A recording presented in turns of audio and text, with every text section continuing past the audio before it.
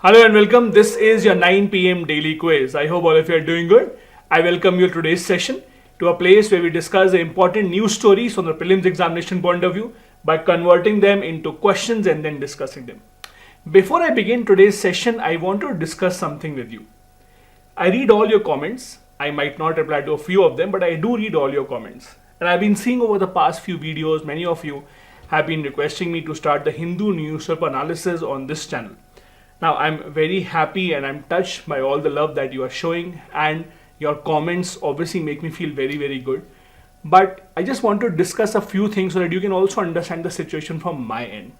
So I've started this new initiative. It's a one-man operation, and I have to strike a balance between having paid programs so that it can be a successful venture and also helping you wherever I can without charging anything.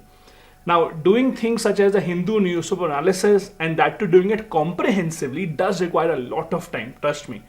It takes nothing less than 3 to 4 hours just to read the newspaper, make sure that we are picking out each and every important stuff and then giving you extra information about that.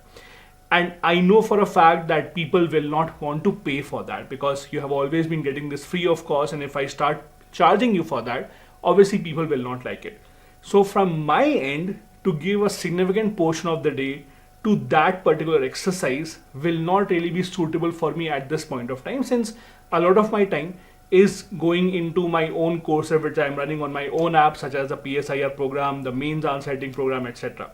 So for now, whatever little time that I'm getting, and trust me, I'm not getting a lot of free time, but whatever little time I'm getting, I'm just trying to squeeze that time and prepare a quiz for you. Also, although that also very taxing some days, but I'm doing that. As far as the Hindu analysis is concerned, I wish I could start it right away. I wish I could do that on YouTube as I used to do earlier on some other channels. At least for now, I have to think about it because I do not have any time, and I really, really hope that you understand the situation where I am in right now. Having said that, let's begin with today's session of the daily quiz. Also reminding you, if you are new here, do hit the like and the subscribe button. I would highly appreciate that. And also, you can download my app from the Google Play Store. The link is in the description of the video. You can find out a lot of other courses that I'm offering on my app, including the live course on PSIR optional and the one-on-one guidance program for mains answer writing. Let's begin with the first question then. Consider the following statements. Number 1. Humans have 23 pairs of chromosomes. 22 are identical in men and women. One, that is sex chromosome, is different. Second, the SRY gene found on the Y chromosome is responsible for the production of testosterone. Third, some people born with female reproductive organs may also carry XY chromosome in what is known as Sever syndrome, one of many disorders of sex development or DSDs. How many of these are correct? Now, if you have been following the Olympic Games, this is a matter that has come in the news. There are some allegations about the boxing matches going on in the female category. There's some allegation that some boxers who are fighting in the female category would not be categorized as female as per their testosterone level. So there is a boxer from Algeria on whom there's a lot of debate and discussion.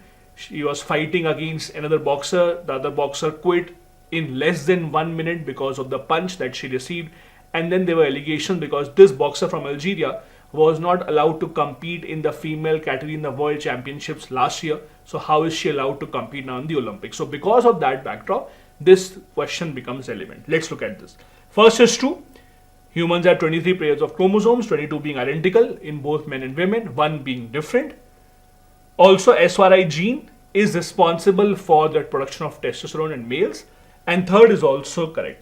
Some people who may be born with female reproductive organs may still carry XY chromosome. This is called Sever syndrome. The answer thus is C. All the 3 statements here are correct. There is a detailed article on this in the Indian Express newspaper. Do read this. Gender DSDs and testosterones, issues in Olympic boxing row. Next, question number 2. Axiom 4 mission recently in the news is what? Number 1. Manned mission to the International Space Station, the world's first mission to Venus, NASA's mission to explore the possibility of disposing nuclear waste in the space, or fourth, SpaceX first successful anti-satellite missile. Which of these is axiom 4? It is in the news. We will discuss why. Think about it. The answer here is A. It is a manned mission that is being planned to the International Space Station.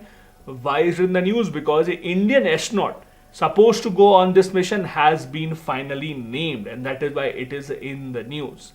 Who is that gentleman? That will be Group Captain Subhanshu Shukla. He has been named as a first preference, and as a backup option, Prashant Balakrishnan Nair has also been chosen. But the first preference will be given to Group Captain Subhanshu Shukla. If for some reason he is not able to go, then we'll fall back on the second option. They will go on this Axiom 4 mission. It is a fourth private astronaut mission to the International Space Station. It's not affiliated or not being sent by a recognized space agency. Do remember that. Next question, number 3. Consider the following statements with regards to palm trees. Number 1. Palm trees are uniquely suited to be lightning conductors because of their height among other trees.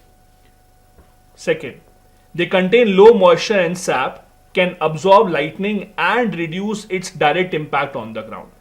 Third, dates and betel nuts are obtained from the palm trees. How many of these are correct? Think about it. Palm trees are in the news because one of the states in India is now planning a mission to plant a lot of tall palm trees so that they can act as an obstructor to lightning, so that lightning does not fall on the ground. They catch the lightning and they reduce its impact on the ground. So first statement is true. Second is wrong. They actually have a high moisture content. Because of that high moisture content, they can absorb lightning, not because of low moisture content. Third is also correct. Products such as betel nuts, dates, these are obtained from the palm tree only. The correct answer thus is B. 2 of the given 3 statements here are correct. Which is that state that is planning this mission? That is Odisha. So if you look at the Indian Express newspaper website, Odisha government is planning to plant lakhs of palm trees to combat lightning strikes. Next, question number 4. It's a pretty long question, so I have given this into 2 slides. These are the statements and then the option I'm giving on the next slide. With reference to what Prefire polar mission is expected to achieve, consider the following statements. Prefire here stands for Polar Radiant Energy in the Far Infrared Experiment. First, provide new information on how Earth's atmosphere and how ice influences the amount of heat being radiated out to space from Arctic and Antarctic. Second, understand why Antarctic has warmed more than 2.5 times faster than the rest of the planets in the 1970s. Third, give scientists a better idea of how efficiently far infrared heat is emitted by matter like snow and sea ice, how clouds influence the amount of far infrared radiation.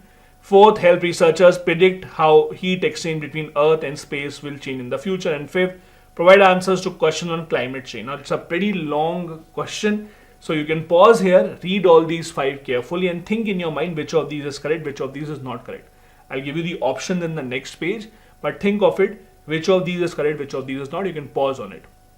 The options are here. Think of what exactly is the answer. The answer here is C. Except 2. Second statement is wrong and the others are true. What is the second statement? It will help to understand why Antarctic has warmed more than 2.5 times faster than the rest of the planet. No, this is not one of the objectives. Second is wrong. Other are correct. 1, 3, 4 and 5 is the correct answer. The answer here is C. Tough question. If you have not read about this, there was an article in the Indian Express newspaper. Now this is not a recent news. It was in the news a few weeks back, why NASA has launched a tiny satellite to measure heat lost from Earth's poles. That is what that satellite is all about. Next, question number 5. With reference to the exercise Shakti, consider the following statements. Number 1. It is a joint military exercise between India and Russia. It is an annual training event. It is the 7th edition of this exercise was concluded in Meghalaya. How many of these are correct? First, India-Russia. No, it is India and France. In fact, this is your homework. Tell me in the comment section what is the name of India-Russia exercise in. If Mission Shakti is India-France, and what is India-Russia? Second is wrong. It is not annual, it is biennial. Means it happens once in 2 years. It's not an annual exercise. Third is correct. Recently, the 7th edition was held a few weeks back in Meghalaya. So the answer here is A. Only one of these is correct. First and the second statements here are wrong. It was in the news a few weeks back. As you can see, Mission Shakti, 7th edition of the joint military exercise between India and France concluded in Meghalaya. It's a biennial training event. Last edition was conducted in November 2021. This brings us to the end of the session, but before we go, as always, I would like to give you an important quote for your examination. This is a quote by George Washington.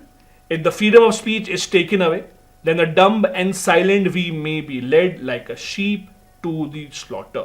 Means if the freedom of speech is taken away, we do not have any future remaining as a society. It will come to an end very, very, very soon. Don't forget to use this in the mains examination. I really hope that I have answered your queries about the Hindu newspaper analysis, and I really hope to continue getting your support over here. Do make sure to hit the like and the subscribe button. I'll see you tomorrow. Bye bye. Jai Hind.